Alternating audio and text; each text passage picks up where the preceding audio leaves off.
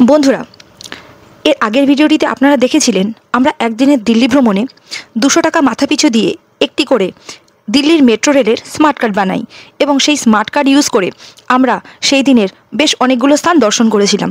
তার মধ্যে থেকে প্রথম ছিল কুতুব মিনার, দ্বিতীয় ছিল লোটাস টেম্পল এবং তৃতীয় ছিল হুমায়ুন মাকবারা।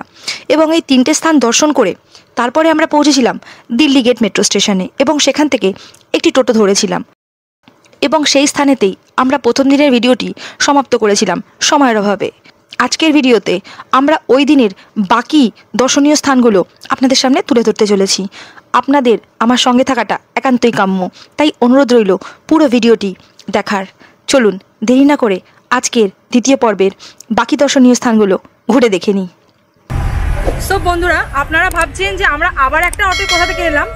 অ্যাকচুয়ালি হুমায়ুন স্তম্ভ থেকে বেরিয়ে আমরা আবার চলে গেছিলাম JNL স্টেডিয়াম, যে মেট্রোটা আছে সেই স্টেশনে।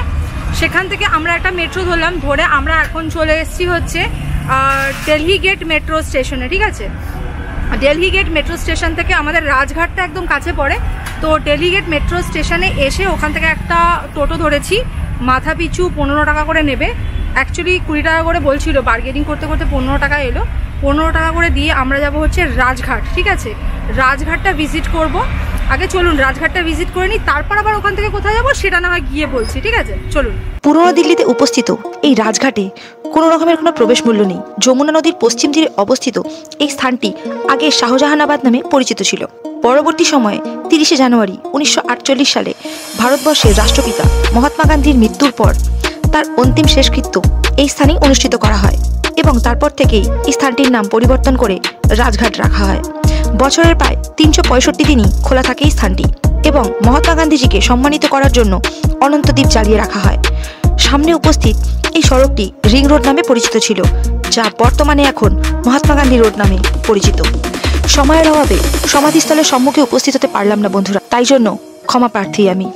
সো এখন বাজে 4:48 ঘড়ির কাঁটায়, আর আমরা রাজঘাট থেকে 5 মিনিটের মধ্যে বেরিয়েছি। বিকজ 5টার সময় রেড ফোর্ট হয়ে যায় বন্ধ, আর আমার অলরেডি রেড ফোর্টের টিকিট করানো।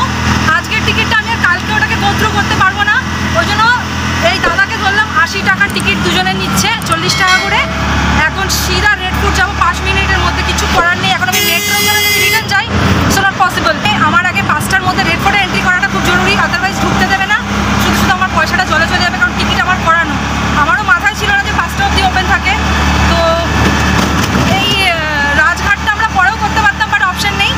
সো চলুন এখন আগে আমরা যাবো রেড ফোর্টের জন্য।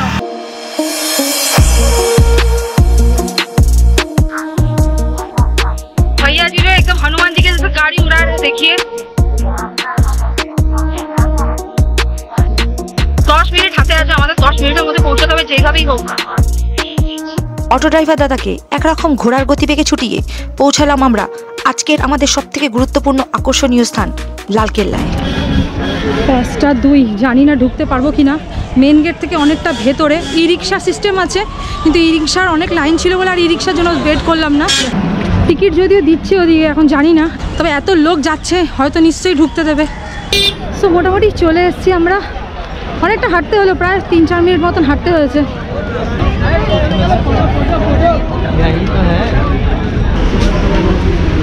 5:09 ঘড়ির কাঁটায়, আর আমরা ফাইনালি এন্ট্রি করেছি। কারণ আমার মনে এই ভয়টা ছিল যে 5টায় লাস্ট টাইমিং আছে, হয়তো ঢুকতেই দেবে না, বাট থ্যাঙ্ক গড ঢুকতে দিয়ে দিয়েছে।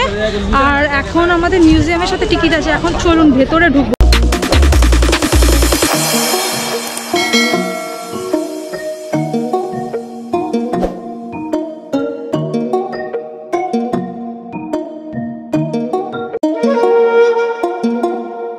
ভেতরে প্রবেশ করার পর প্রথমেই দেখা যায় আমাদের গর্ব ভারতবর্ষের পতাকা।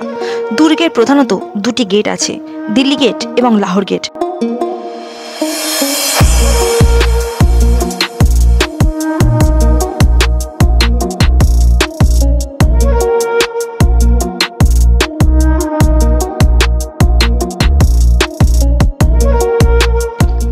এই লাহোর গেটটি হলো প্রধান দরজা। এই গেট দিয়ে ঢুকেই একটি লম্বা আচ্ছাদিত বাজার পথ আছে।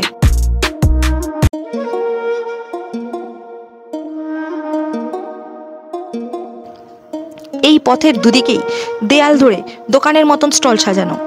এই পথ ধরে এগিয়ে গেলেই দুর্গের ভেতর প্রবেশ করা যায়। তাছাড়া আছে দুটি মিউজিয়াম, একটি প্রাইভেট যার প্রবেশ মূল্য মাথাপিছু প্রায় 100 টাকা, এবং দ্বিতীয়টি হলো সরকারি মিউজিয়াম যার প্রবেশ মূল্য মাথাপিছু প্রায় 21 টাকা। যদিও আমরা কোনোটাই দর্শন করতে পারিনি, কারণ আমরা পৌঁছেছিলাম অনেকটাই দেরিতে।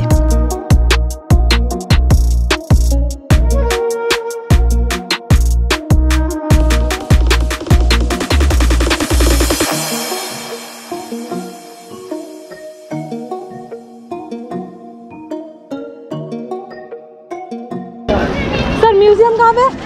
यही है।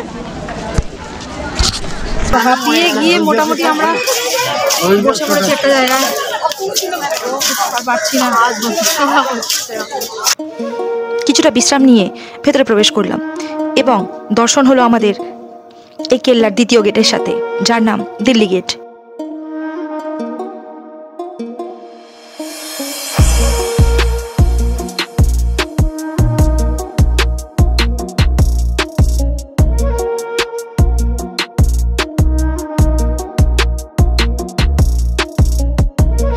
দিল্লি গেটের সোজাসুজি উপস্থিত বড় একটি মুক্তাঙ্গন। এটি এক সময় দিওয়ানে আম রূপে ব্যবহার হতো। আমরা এগিয়ে চললাম এই দিওয়ানে আমের উদ্দেশ্যে। 1638 খ্রিস্টাব্দে মুঘল সম্রাট শাহজাহান এই কেল্লার নির্মাণ কার্য শুরু করেছিলেন এবং এটির নির্মাণ কার্য শেষ হয় 1848 সালে। প্রথম দিকে এই দুর্গের নাম ছিল কেলায়ে মোবারক। এই কেলার ভেতরেই সম্রাট তার সমস্ত পরিবার সমেত বসবাস করতেন। এই দুর্গটি যমুনা নদীর তীরে অবস্থিত ছিল। এই লালকেল্লার পরিকল্পনা শাহজাহানের শাসনাকালে মুঘল স্থাপত্য ও উৎকর্ষের গুরুত্বপূর্ণ নিদর্শন ছিল।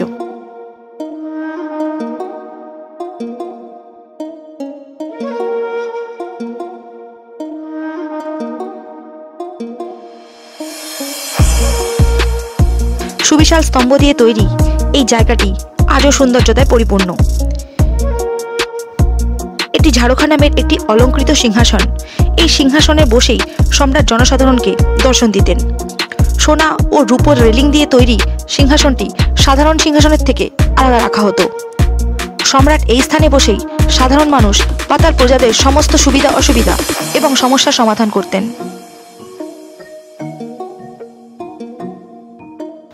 এই লালকেল্লা ছিল দিল্লি ক্ষেত্রের সপ্তম নগরী এবং শাহজাহানের রাজধানী ও শাহজাহানাবাদের রাজপ্রাসাদ। পরবর্তী সময়ে সম্রাট দিল্লি থেকে আগ্রা শহরে রাজধানী স্থানান্তরিত করেছিলেন। এই লালকেল্লায় বসবাসকারী শেষ মুঘল সম্রাট ছিলেন দ্বিতীয় বাহাদুর শাহ জাফর। 17 সেপ্টেম্বর 1857 সালে মহাবিদ্রোহের ব্যর্থতার পর তিনি লালকেল্লা পরিত্যাগ করেন।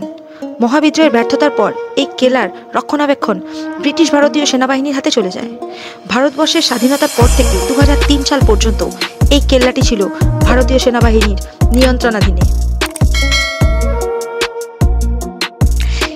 কিছুক্ষণ সময় এখানে অতিবাহিত করার পর আমরা এগিয়ে চললাম আমাদের দ্বিতীয় আকর্ষণ, যেটার নাম দিওয়ানে খাস। এই দিওয়ানে খাসটি শ্বেতপাথরের তৈরি একটি কক্ষ। ভিতরের স্তম্ভগুলি পুষ্পচিহ্নে সজ্জিত ছিল। ভিতরের অলঙ্করণের কাজে ব্যবহৃত হয়েছিল মহামূল্যবান ধাতুসমূহ। এই দিওয়ানে খাসটি শুধুমাত্র সম্রাটের আমন্ত্রিত অতিথিবর্গের জন্য এবং পরিবারবর্গের জন্য ব্যবহৃত হতো।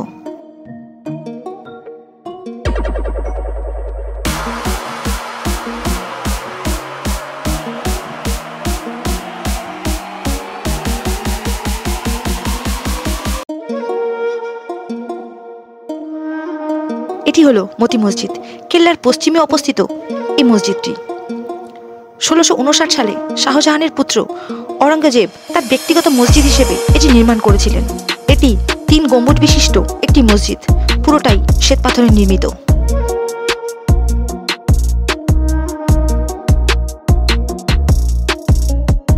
এই কেল্লার উত্তরে রয়েছে একটি উদ্যান। এই উদ্যানের নাম হায়াত বাগস বাগ। 1842 সালে শেষ সম্রাট বাহাদুর শাহ জাফর দ্বারা নির্মিত। এই কক্ষগুলি এই কেল্লার সৌন্দর্যকে প্রস্ফুটিত করে তুলেছে, যা সম্পূর্ণভাবে তৈরি সাদা শ্বেত পাথর দ্বারা।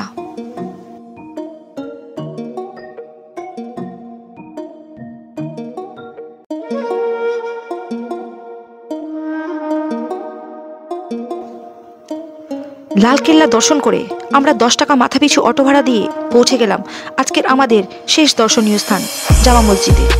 কোনো রকমের কোনো প্রবেশ মূল্য নেই এই স্থানে। বেশ কিছু সিঁড়ি অতিক্রম করে পৌঁছে গেলাম আরও এক ভগবানের দ্বারে। হাতে জুতো নিয়ে খালি পায়ে প্রবেশ করলাম, যার নাম জামা মসজিদ।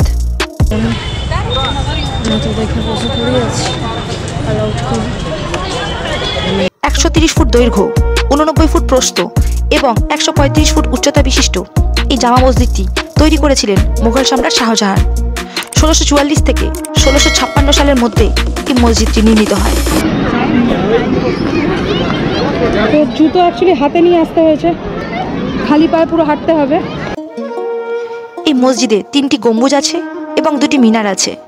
লাল বিলে পাথরের মার্বেল দিয়ে তৈরি এই মসজিদটি তৈরি করতে খরচ হয়েছিল প্রায় 10 লক্ষ রুপি।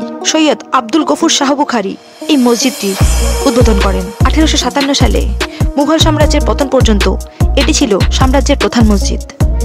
এই মসজিদটি দিল্লির সবচেয়ে গুরুত্বপূর্ণ স্থানগুলির মধ্যে অন্যতম, যা পুরনো দিল্লির সাথে মিশে আছে আজও। জামা মসজিদ দর্শন করে একটি ই রিক্সা ধরে বেরিয়ে পড়লাম কাশ্মীরি গেটের উদ্দেশ্যে। সো এখন আমরা জামা মসজিদ থেকে বেরিয়ে গেলাম আর চাচার এক অটোতে উঠেছি 20 টাকা করে শেয়ারিং দিয়ে। আমরা যাবো হচ্ছে কাশ্মীরি গেট মেট্রো স্টেশন। পায়ে আর ক্ষমতা নেই, মানে সত্যি ক্ষমতা নেই একদম। তো যাই হোক, এখন আমরা যাচ্ছি কাশ্মীরি গেট থেকে দেন আমরা যাব ওখান থেকে রাজীব চক থেকে আমরা আমাদের চেঞ্জ করব। তো চলুন বন্ধুরা, আশা করছি আপনাদের ভিডিওটা ভালো লাগছে। कैसा लगा पूरा दिन का? बेचारी बहुत थक गई है। এটি হলো কাশ্মীরি গেট মেট্রো স্টেশনের বাইরের চিত্র। সন্ধ্যাবেলার জাঁকজমক দিল্লি এবং অসংখ্য মানুষের সমাগম।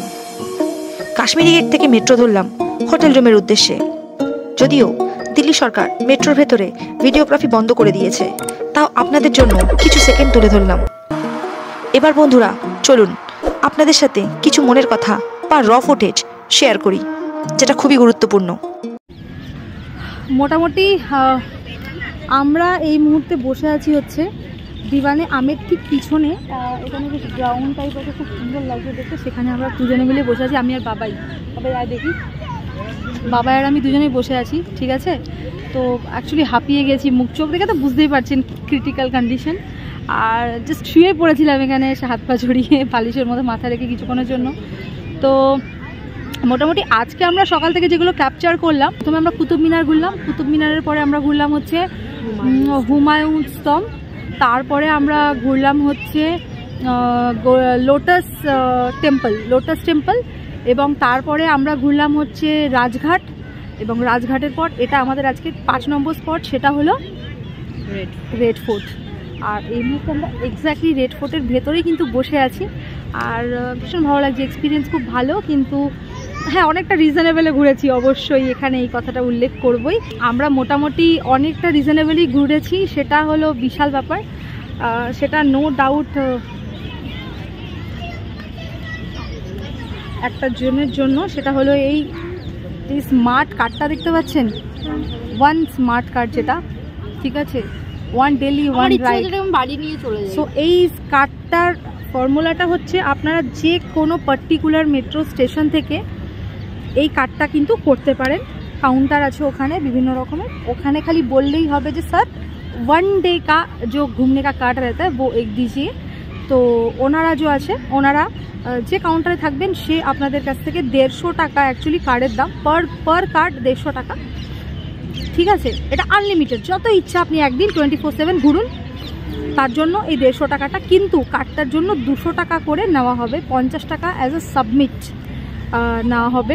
সেটা যখন আপনারা এই কার্ডটা যে কোনো কাউন্টারেতে বা যে কোনো প্ল্যাটফর্মে, যেই প্ল্যাটফর্ম থেকেই আপনারা করিয়েছেন সেখানেই জমা করতে হবে, এটা জরুরি না। অন্য কোনো প্ল্যাটফর্মে জমা করলেও আপনারা 50 টাকা রিফান্ড পেয়ে যাবেন। তো আমি আর বাবাই দুজনে মিলে 2টো কার্ড করিয়েছিলাম। তো 150, 300 টাকা হওয়ার কথা, কিন্তু যেরকম বললাম 200, 400 টাকা আমাদের থেকে নেওয়া হয়েছে। তা যখন আমরা কার্ডটা জমা করব ওখানে, তখন আমাদেরকে 50, 100 টাকা রিফান্ড করে দেওয়া হবে।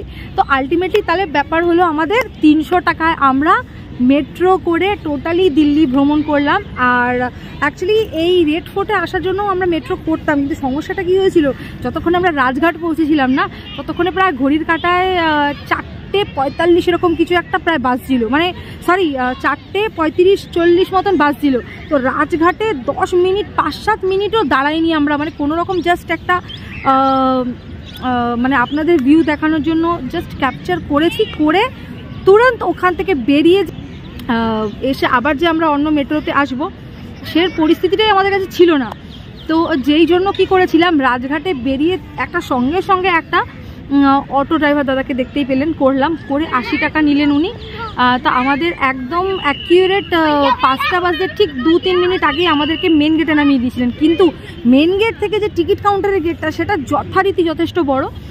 তো সেগুলো আমি আর বেরিয়ে না মানে হুড়ো বাড়িতে আপনাদের দেখাতে পারলাম না। চেষ্টা করব বেরোনোর সময়তে যদি পসিবল হয় দেখিয়ে দেওয়ার, গ্যারান্টি দিতে পারছি না কারণ এক্সিট গেট কোনটা সেটা ঠিক জানা নেই। এবার আসি আরেকটা কথায়, যে এন্ট্রি গেট দিয়ে যখন আপনারা ঢুকবেন সেখানে আপনার ই রিক্সার জন্য কিন্তু একটা লাইন পড়ে। তবে আমরা যখন আসছিলাম একটা ই রিক্সার জন্য একটা বেশ ভালো রকমের লম্বা লাইন ছিল। তো আপনারা যদি মনে করেন বেশ কিছুটা হাঁটা পথ, প্রায় 5-7 মিনিট মতন সময় লাগলো আমাদের হেঁটে কিন্তু টিকিট কাউন্টারের গেট অবধি আসতে।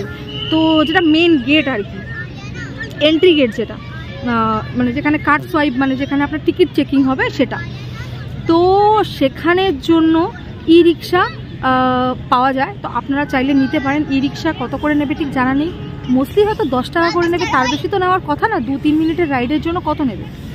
আর শেয়ার রিক্সা তো আপনারা শেয়ারিংয়ে ওটাতে মনে হয় 10 টাকা কি ম্যাক্সিমাম 15 টাকা নেবে। তো এরকম কিছু একটা করে আপনারা ভেতরে আসতে পারেন। তো আরেকটা যেটা সবথেকে বড় সমস্যা হয়েছে কি জানেন, আমি টিকিটটা অনলাইন করিয়েছিলাম, যেটা একটা আপনার মিউজিয়াম ছিল, ইনক্লুডিং মিউজিয়াম। অ্যাকচুয়ালি বাবাই খুব ভালোবাসে দেখতে, তো তার জন্য আমি একসাথে টিকিটের প্রাইস 35 প্লাস আমি 21 রুপিস ইনক্লুডেড একটা আমি করিয়েছিলাম। কিন্তু এখানের একটা মিউজিয়াম আছে, ওটাতে বললো যে এই মিউজিয়ামটা না, অন্য একটা মিউজিয়াম, কিন্তু ওই মিউজিয়ামটার টাইমিংও হচ্ছে সকাল 9টা থেকে বিকেল 5টা। তো তারপরে যদি আপনি এখানে আসেন তাহলে কিন্তু কোনোভাবেই আপনাদেরকে মিউজিয়ামে ঢুকতে দেওয়া হবে না। তো বেসিক্যালি আমার 42 রুপিস মিউজিয়ামের টাকাটা পুরো জলেই গেল।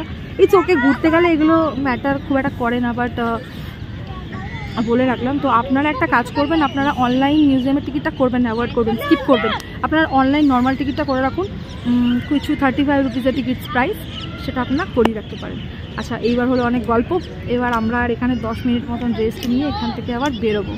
তো আশা করছি আপনাদের ভিডিওটা ভালো লাগছে, আর আমি আমার 100% ইনপুট দিচ্ছি। কতটা সোজা না, ভীষণ কষ্ট হয় সত্যি। যারা ট্যুরিজমের ব্লগ করে যারা না, তাদের বিশাল হ্যাট্রিক, বিশাল কষ্টের জীবন, মানে অতটা সোজা না। টাইম মতন খাওয়া নেই, টাইম মতন মানে ঘুম নেই, তো অতটা সোজা না। যাই হোক, তো যদি ভিডিওটা ভালো লেগে থাকে তাহলে প্লিজ একটা লাইক, শেয়ার, সাবস্ক্রাইব করবেন, আর চ্যানেলটাকে গ্রো করতে আপনারা হেল্প করুন আমার, আর সঙ্গে থাকুন আমার পরিবার হিসেবে। যারা নতুন আসছেন আমার চ্যানেলে তাদেরকে ওয়েলকাম, স্বাগতম, সুস্বাগত আমার চ্যানেলে। আমি পিয়ালি, আপনাদের সূত্রধার ইম্পসিবল জিন্দেগি থেকে। আর যারা আমার পরিবারের অলরেডি আগে থেকেই সদস্য, তাদের সবাইকে অসম্ভব ভালোবাসা, অসংখ্য ভালোবাসা, বাচ্চাদের ভীষণ আদর, সমবয়সীদের ভীষণ ভালোবাসা, বড়দের নম্র ভদ্র নমস্কার, প্রণাম, আর থ্যাংক ইউ আমার সাথে থাকার জন্য।